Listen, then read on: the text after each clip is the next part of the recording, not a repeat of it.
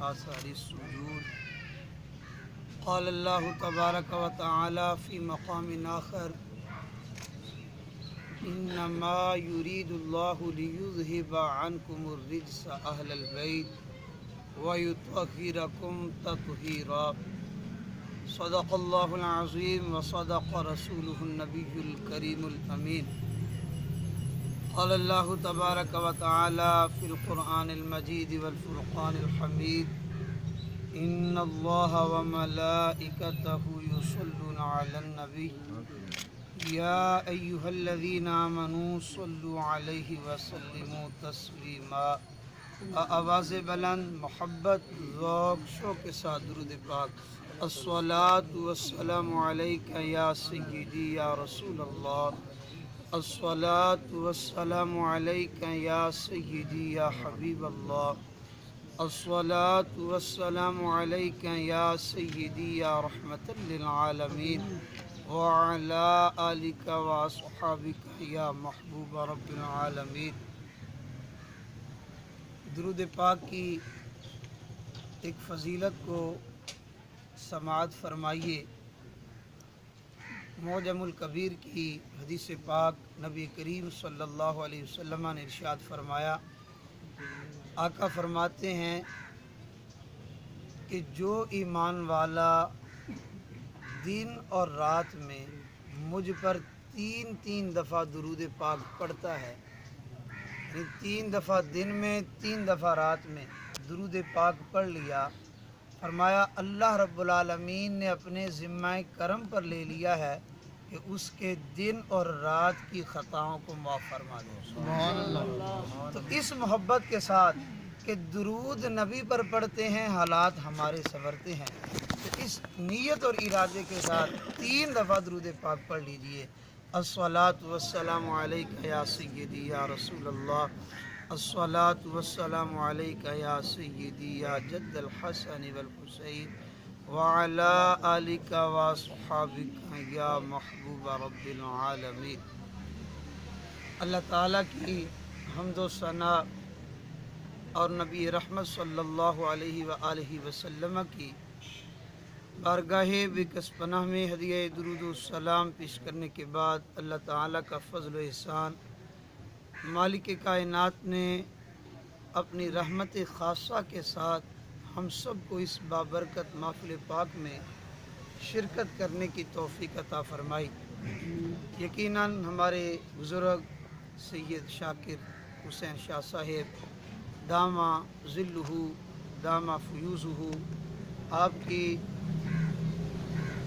محنت، محبت اور آپ کی اس ساری رونق کی وجہ سے تمام احباب جس طرح بھی دام درم سکن قدم شریک ہیں، اللہ کریم ان کی اس رونق اور بہار کو سلامت رکھے اور آئندہ بھی مزید ذوق و شوق، اخلاص و محبت کے ساتھ ہم سب کو اپنا حصہ ڈالنے کی توفیق عطا فرمائے. اور یہ ایسی چیز ہے کہ بزرگوں کے جو عرس پاک ہوتے ہیں یا ان کے ذکر کی محافل ہوتی ہیں، ان کے کچھ مقاصد ہوتے ہیں، کچھ مطالب ہوتے ہیں، اور پھر ان مقاصد کے پانے کے لیے جب عرس کی تقریب ختم ہوتی ہے تو پھر اس کے کچھ اثرات ہوتے ہیں. قرآن مجید فرقان حمید ہم پڑھتے ہیں. اللہ کریم نے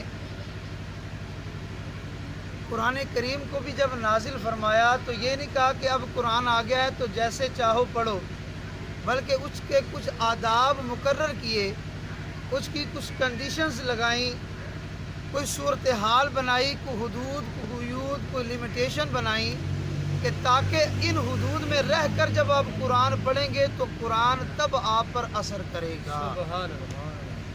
اگر اپنی مرضی سے، اپنے انداز سے، اپنے لحاظ سے اگر قرآن بھی پڑھیں تو قرآن بھی اثر نہیں کرتا، بلکہ قرآن کریم کے بلکہ یہ حدیث پاک ہے. یہ جو قاری حضرات ہیں، قرہ، جب تلاوت سیکھتے ہیں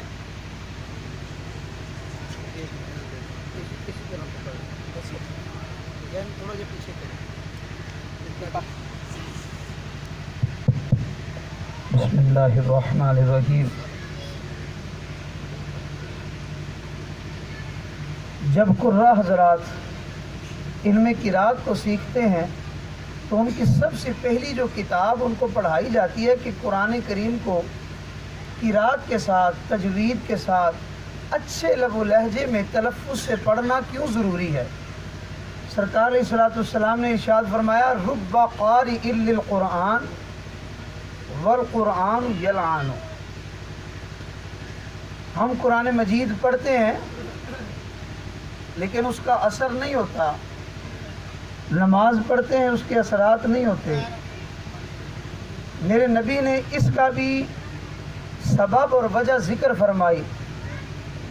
فرمایا کہ اگر کوئی قرآن پڑھے، فرمایا بہت سے قرآن پڑھنے والے ایسے ہیں کہ قرآن پڑھ کر قرآن ان کو فائدہ دینے کی بجائے الٹا قرآن ان پر لعنت کر رہا ہوتا ہے. یعنی قرآن لعنت کرتا ہے. میرا نام ہے، اگر کوئی نام میرا صحیح طریقے سے نہ لے، نام بگاڑ کر لے تو میں اسے دعائیں دوں گا. میرا نام نہیں کوئی صحیح لے رہا اور غلط بول رہا ہے اور پھر جان بوجھ کر کوشش بھی نہیں کرتا صحیح کرنے کی، تو آپ مجھے بتائیں کہ مجھے غصہ آئے گا کہ یار یہ بندہ صحیح بول سکتا ہے، کوشش بھی کر سکتا ہے، پھر بھی صحیح پڑھتا نہیں ہے یا میرا نام صحیح نہیں لیتا تو مجھے وہ بندہ اچھا نہیں لگتا. تو حضرات جی وقار جو اللہ کا قرآن نہ صحیح پڑھے وہ تو قرآن حدیث پاک ہے، سرکار نے فرمایا الٹا قرآن لعنت کرتا ہے.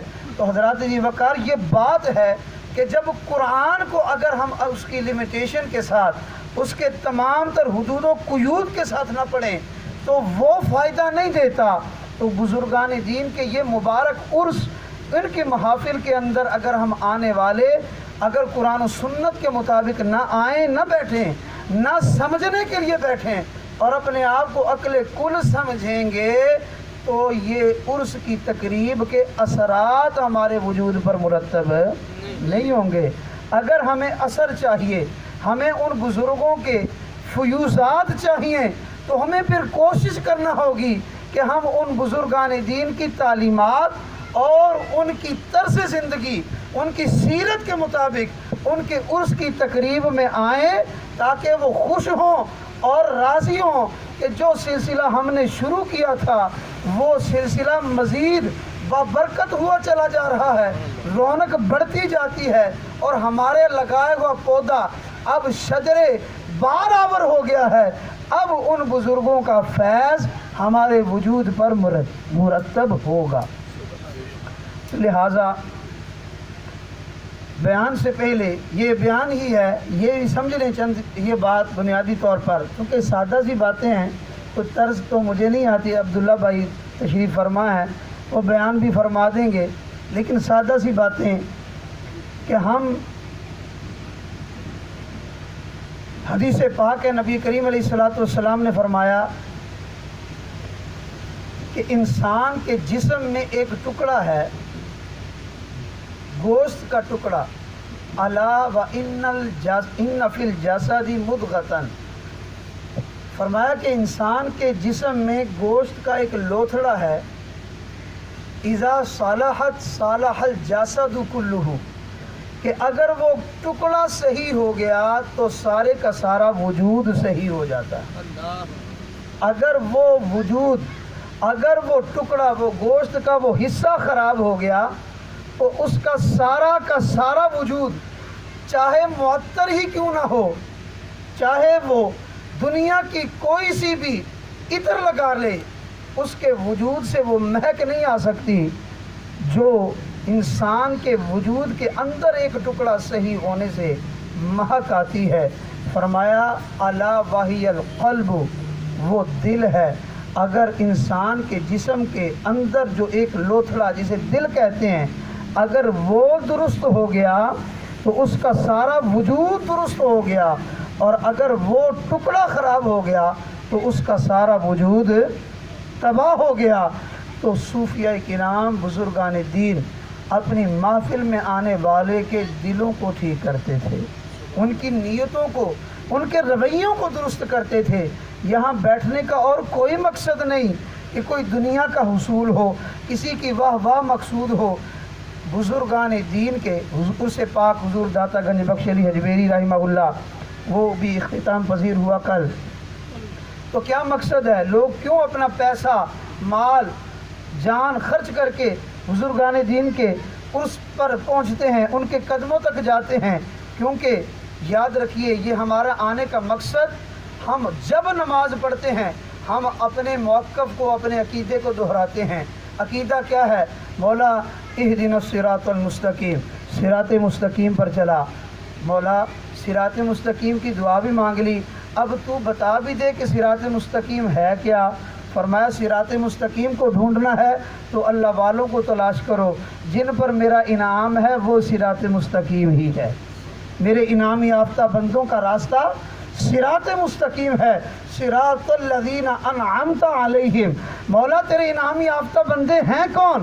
فرمایا انبیاء، صدیقین، شہداء، صالحین۔ فرمایا یہ انعام یافتہ بندے ہیں۔ مولا ان انعام یافتہ بندوں کے راستے پر چلا، کیسے چلیں؟ فرمایا ان کے راستے پر چلنے کا طریقہ یہ ہے کہ ان کی صحبت کو اختیار کیا جائے، ان کے قرب کو اختیار کیا جائے، ان کی مجالس کو اختیار کیا جائے، ان کی سیرت و صورت کو اپنایا جائے۔ فرمایا جس طرح ان پر اللہ نے انعام کیا ہے، ان کی سیرت و صورت کو اپنانے والے پر بھی اللہ کا ویسے ہی انعام ہو جاتا ہے۔ یہ مقصد ہے بزرگان دین، صوفیاء کرام کی محافل اور اس کی پروگراموں میں شرکت کرنے کا، کہ اللہ ہمارے رویے درست فرما دے، ہمارے انداز درست فرما دے، ہماری نیتیں درست کر دے، ہمارے دل کو صاف و ستھرا، اجلا و منور فرما دے۔ یہ کشف المحجوب داتا حضور کی جو کتاب ہے، اس کا نام کشف کا معنی ہوتا ہے کھولنا، محجوب یہ حجاب سے ہے، پردے میں رکھی ہوئی چیز۔ صوفیاء کے ہاں یہ حدیث پاک بھی ہے کہ بندہ جب گناہ کرتا ہے تو سرکار نے فرمایا کہ اللہ سیاہ نقطہ اس کے دل پر لگا دیتا ہے، اور جب وہ گناہ کرتا رہتا ہے وہ نقطے لگتے رہتے ہیں حتیٰ کہ اس کا دل سیاہ ہو جاتا ہے۔ فرمایا یہ جو سیاہی ہے نا، نقطہ، یہ اس کو کہتے ہیں حجاب۔ یہ اللہ اور اس کے بندے کے درمیان حجاب ہوتا ہے۔ صوفیاء اسی حجاب کو اٹھانے میں مدد کرتے ہیں، صوفیاء اسی حجاب کو اٹھانے میں مدد کرتے ہیں کہ جب یہ دل کا حجاب اٹھتا ہے تو پھر بندے کا اور مالک کا درمیان رابطہ بحال ہو جاتا ہے۔ اور یہی مقصد ہے مرشد کامل، پیر کامل کو پکڑنے کا، کہ ہمارا بندے کا اور رب کے درمیان جو تعلق ٹوٹا ہوا تھا، اس تعلق کو جوڑ دینے والے کو مرشد کہتے ہیں، اور پھر جتنی جلدی وہ جوڑے اسے مرشد کامل و مرشد حق کا کہتے ہیں۔ یہ ہے تو اسی لیے حضور داتا گنج بخش علی حجویری رحمہ اللہ نے صوفیاء جو حجابات اٹھاتے ہیں اور مسائل آتے ہیں، ان مسائل کو دور کرنے کے لیے، ان حجابات کو اٹھانے کے لیے سیدی داتا گنج بخش علی حجویری رحمہ اللہ نے پوری کتاب لکھی، جس کا نام پھر کشف المحجوب رکھا، یعنی پردوں کو کھول دینے والی کتاب۔ تو حضرات جی وقار، یہ عرس پاک کی تقریب کے اندر اپنی گفتگو مکمل کرتے ہوئے، کیونکہ یہ سلسلہ آگے چلتا رہے گا، آخری بات یہی عرض کروں گا کہ اللہ کریم اس آستانے کو شاد و آباد فرمائے، ان کے وابستگان کو آباد فرمائے، اور جو کوئی بھی، یاد رکھیے میں اور آپ جو کچھ بھی کر رہے ہیں اپنے لیے کر رہے ہیں، میرے یا آپ کے کرنے سے کسی اور کا فائدہ تو بعد میں ہوگا، پہلا فائدہ ہمارا ہوگا۔ ہم جب سورہ فاتحہ، سورہ اخلاص پڑھتے ہیں تو اللہ پہلے پڑھنے والے کو نواز دیتا ہے، بعد میں جس کو بخشا جائے اس پر رحمتوں کا نزول فرماتا ہے۔ اس لیے میں اور آپ اپنی بھلائی کے لیے، اپنے فائدے کے لیے، اپنی آخرت کے لیے اور اپنی وابستگی کے اظہار کے لیے خلوص اور للہیت کے ساتھ ان تمام تر پروگراموں میں اور تقریبات میں شرکت کریں جہاں کہیں بھی موقع ملے۔ اور میں ذکر کر رہا تھا کہ سیاہ نقطہ دل پر لگتا ہے، تو سرکار نے فرمایا کہ یہ نقطہ تب دور ہوتا ہے کہ جب بندہ اللہ کا ذکر کرتا ہے تو اللہ اس کے دل سے وہ سیاہی کو دور فرما دیتا ہے۔ تو اللہ کا ذکر، اللہ کے رسول کا ذکر، یہ ہمارے قلوب کی روح کی زندگی کے لیے ہے۔ پیر علاؤالدین صدیقی رحمہ اللہ، آپ کا وہ بڑا معروف قول، آپ فرماتے ہیں، اور یہ قرآن پاک کی آیت ہے، فرمایا یہ انسان ہے، یہ انسان کبھی تو جانور سے بھی بدتر ہوتا ہے، کبھی فرشتوں سے بھی بہتر ہوتا ہے۔ علامہ اقبال رحمۃ اللہ علیہ نے فرمایا تھا نا کہ فرشتوں سے بہتر ہے انسان ہونا، مگر اس میں پڑتی ہے محنت زیادہ۔ فرشتوں سے بہتر کیسے ہوگا؟ ایسے ہی اسی لیے کہ حضرت آدم علیہ السلام کو سجدہ کروایا گیا فرشتوں سے، سجدہ تعظیمی، بتایا گیا کہ آدم فرشتوں سے بہتر ہیں، آدم فرشتوں سے بہتر ہیں۔ تو اسی طرح اولاد آدم بھی فرشتوں سے بہتر ہو سکتی ہے، لیکن اس کے لیے شرط یہ ہے کہ مگر اس میں پڑتی ہے محنت زیادہ، کہ جب ہم اپنے نبی کی اتباع اور اطاعت اور دین متین کے مطابق زندگی بسر کریں گے۔ ان کامیاب لوگ اپنے دنیا میں کوئی کاروبار کرنا ہو تو کامیاب بندے کو دیکھتے ہیں کہ یار فلاں کام کرنا ہے تو اس شعبے کے اندر جو کامیاب بندہ ہے اس کو فالو کریں، اس کی پیروی کریں، تو جیسے وہ کامیاب ہو گیا ہم بھی کامیاب ہو جائیں گے۔ یہ دین بھی ایسے ہی ہے۔ اللہ نے فرمایا کہ تم اگر دین کے اندر، روحانیت کے اندر کامیاب ہونا چاہتے ہو تو پھر اس میدان میں جو کامیاب ترین لوگ ہیں ان کو فالو کرو۔ وہ لوگ کون ہیں؟ وہ انعام یافتہ لوگ ہیں۔ اگر تم ان کو فالو کرو گے، ان کی پیروی کرو گے، اطاعت کرو گے، جیسے وہ کامیاب ہوئے روحانیت کے میدان کے اندر، اسی طرح اللہ کریم تم پر بھی کرم فرما دے گا، تمہیں بھی اپنے انعام یافتہ بندوں میں شامل فرما لے گا۔ تو حضرات ذی وقار یہ ہے کہ فرشتوں سے بہتر ہے انسان ہونا، مگر اس میں پڑتی ہے محنت زیادہ۔